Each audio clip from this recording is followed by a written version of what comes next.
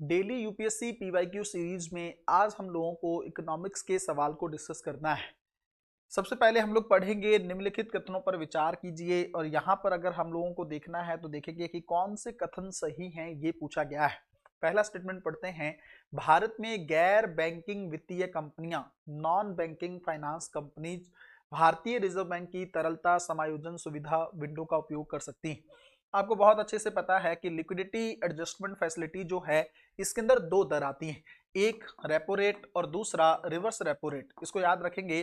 पहले बैंक दर भी इसमें शामिल होती थी, अब उसको शामिल नहीं किया जाता है।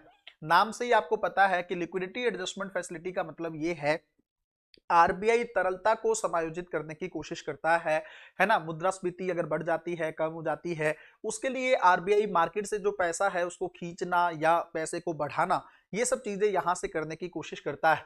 तो ये जो फैसिलिटी है, ये शेड्यूल कमर्शियल बैंक जो है और प्राइमरी डीलर, सिर्फ उनके लिए अवेलेबल है, नॉन बैंकिंग फाइनेंस कंपनीज के लिए ये अवेलेबल नहीं। तो पहला स्टेटमेंट आपका गलत हो जाएगा। दूसरे स्टेटमेंट को अगर हम लोग देखें, भारत में विदेशी संस्थागत निवेशक, foreign institutional investor government securities रख सकते हैं। तो ये तो इनका तो काम ही है, आपको पता है, इन्वेस्टमेंट ही इसी चीज के लिए ये लोग करते हैं। तो सेकंड ऑप्शन एकदम करेक्ट है।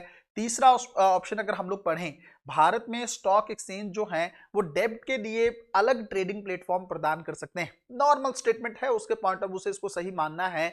इक्विटी और डेब्ट के लिए, चाहे वो एनएससी हो, नेशनल स्टॉक एक्सचेंज हो, या बॉम्बे स्टॉक एक्सचेंज हो, दोनों के ही अलग प्लेटफॉर्म डेब्ट के लिए बने हुए हैं। तो यहाँ पे ये वाला स्टेटमेंट भी ठीक होगा। तो इसका आंसर होगा 2 और 3।